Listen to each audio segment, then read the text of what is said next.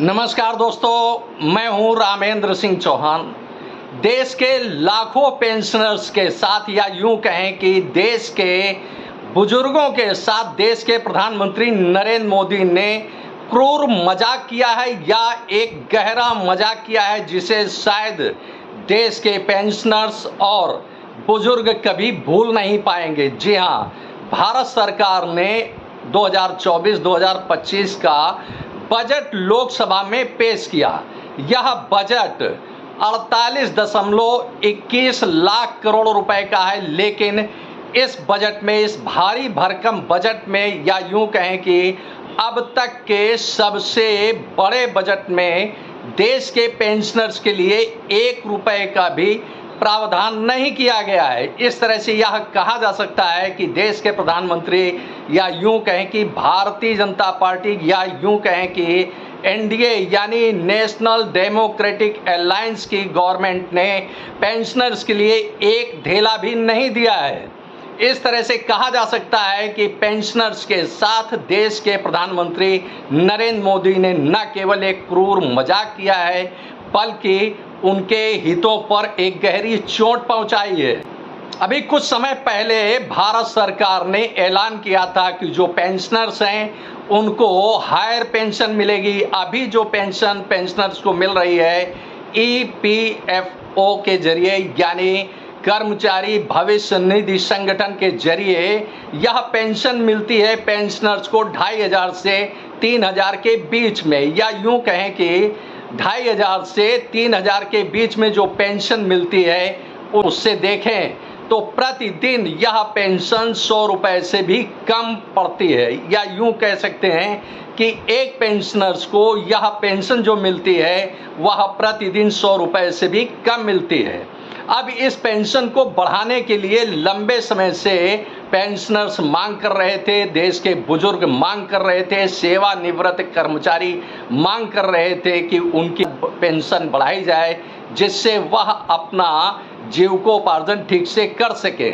अब महंगाई आसमान पर जा रही है और देश की सरकार यानी भारत सरकार महंगाई को काबू करने में पूरी तरह से विफल है।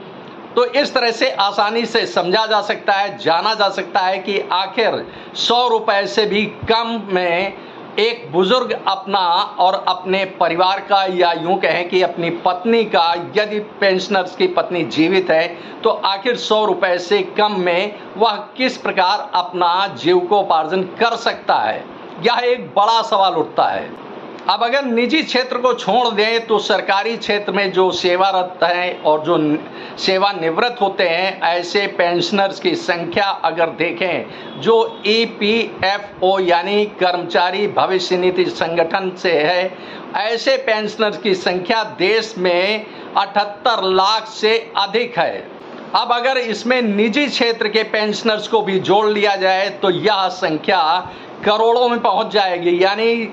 कई करोड़ यह संख्या हो जाएगी बुजुर्गों की, यानी यूं कहें कि पेंशनर्स की यह संख्या करोड़ों में हो जाएगी। लेकिन करोड़ों बुजुर्गों पर भारत सरकार ने कोई ध्यान नहीं दिया 2024 के 2025 के बजट में। बजट हालांकि अब तक का सबसे भारी भरकम बजट रहा, या यूं कहें कि अब तक का देश का सबसे बड़ा बजट है। 48.21 लाख करोड़ रुपए का यह बजट भारत सरकार ने पेश किया। अब इसे चर्चा के बाद पारित होना है। भारत सरकार ने ऐलान किया था कि हायर पेंशन के जरिए पेंशनर्स की पेंशन बढ़ाई जाएगी। जो पेंशन अभी 2,500 से 3,000 रुपए प्रति पेंशनर्स को मिलती है, यह धनराशि यानी पेंशन की धनराशि अब बढ़कर 6,000 से 7,500 रुपए तक होगी। ऐसा ऐलान भारत सरकार ने किया था। तो अब एक बड़ा सवाल उठता है कि 2024-2025 के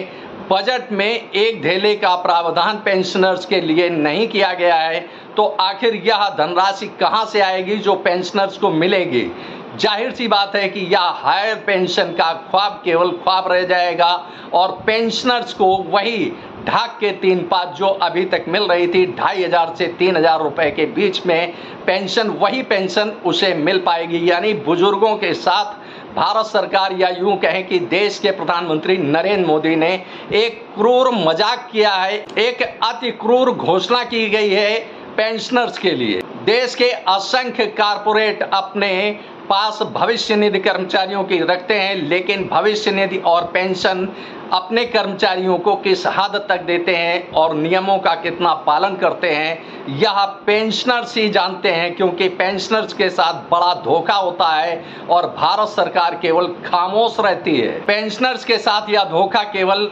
कारपोरेट ही नहीं करते हैं बल्कि भविष्य निधि संगठन भी करता है, या यूं कहें कि कर्मचारी भविष्य निधि संगठन भी कर्मचारियों के साथ बड़ा भेदभाव करता है। जो कर्मचारी रिटायर हो चुके होते हैं या सेवानिवृत्त हो चुके होते हैं, ऐसे कर्मचारियों को भविष्य निधि संगठन या यूं कहें कि कर्मचारी भविष्य निधि संगठन भी समय से उनको पेंशन नहीं देता है।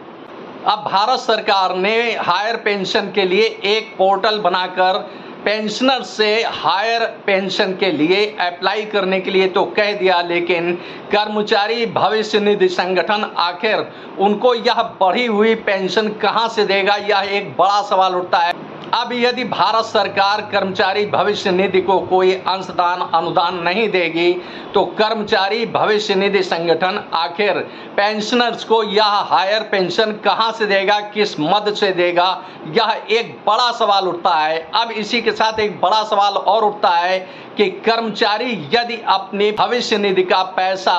पेंशन में जमा कर देता है तो उसे भारी नुकसान का सामना करना पड़ेगा, और यह धनराशि जो हायर पेंशन के लिए समायोजित होने वाली धनराशि है, यह धनराशि कोई 10, 20, 25, 50 हज़ार में नहीं है, बल्कि यह धनराशि 10 लाख या इससे अधिक होगी।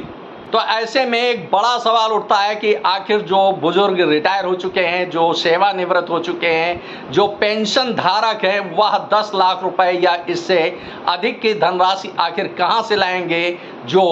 कर्मचारी भविष्य निधि संगठन में जमा करें और उनको उस हिसाब से पेंशन मिल सके। आखिर वह यह बड़ी धनराशि कहां से लाएंगे, यह एक बड़ा सवाल उठता है। अब इसी के साथ एक बड़ा सवाल उठता है कि यदि कर्मचारी अपनी भविष्य निधि से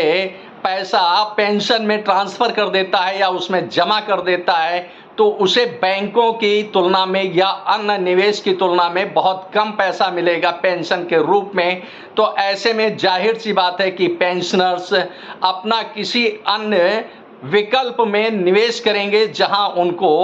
अच्छा या बेहतर विकल्प मिलेगा पेंशन के रूप में। अब यदि कोई पेंशनर अपने भविष्य निधि को किसी अन्य विकल्प में निवेश कर देता है तो उसे जो धनराशि प्राप्त होगी ब्याज के रूप में या लाभांश के रूप में, वह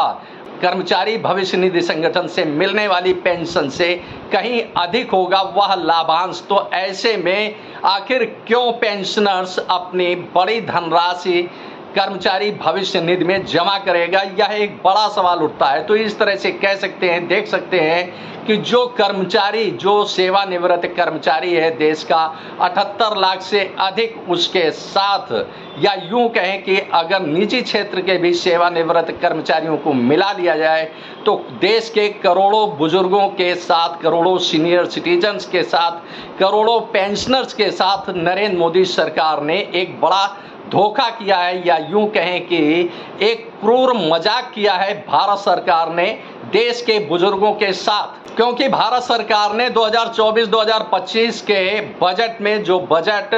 48.21 लाख करोड़ रुपए का है, उसमें पेंशनर्स के लिए एक ढेले का भी प्रबंध नहीं किया है, प्रावधान नहीं किया है। तो ऐसे में एक बड़ा सवाल उठता है कि आखिर पेंशनर्स को या हायर पेंशन कहां से मिलेगी, क्योंकि यदि पेंशनर्स को अपनी जेब से ही सब कुछ करना है, अपने घर से ही सब कुछ करना है, तो भारत सरकार आखिर उनके लिए क्या कर रही है। एक तरह से या यूं कह सकते हैं कि भारत सरकार ने देश के पेंशनर्स के हितों पर एक बड़ा कुठाराघात किया है घोषणा करके, या गांव देहात की भाषा में अगर बात करें तो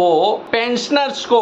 गुड़ दिखाकर लठ मारने जैसा काम है, क्योंकि पेंशनर्स के पास यदि धनराशि होगी तो वह पेंशन के लिए इतना लालायित क्यों होंगे, या 10-20 लाख रुपए EPFO यानी कर्मचारी भविष्य निधि संगठन में जमा करने के लिए बड़ी धनराशि होगी, तो आखिर वह जमा करके यानी धनराशि जमा करके आखिर पेंशन क्यों पाना चाहेंगे, क्योंकि उनके सामने विकल्प निवेश के कई है, यानी निवेश के कई विकल्प हैं जहां वह अच्छा लाभांश हासिल करके अपना जीवन यापन बेहतर ढंग से कर सकते हैं। तो इस तरह से साफ तौर पर कहा जा सकता है और समझा जा सकता है कि देश के पेंशनर्स के साथ, देश के बुजुर्गों के साथ, देश के सीनियर सिटीजन्स के साथ भारतीय जनता पार्टी की सरकार या NDA की सरकार यानी नेशनल डेमोक्रेटिक अलायंस की सरकार या नरेंद्र मोदी की सरकार ने बुजुर्गों के साथ एक गंभीर मजाक किया है, गहरा मजाक किया है, क्रूर मजाक किया है, जिसे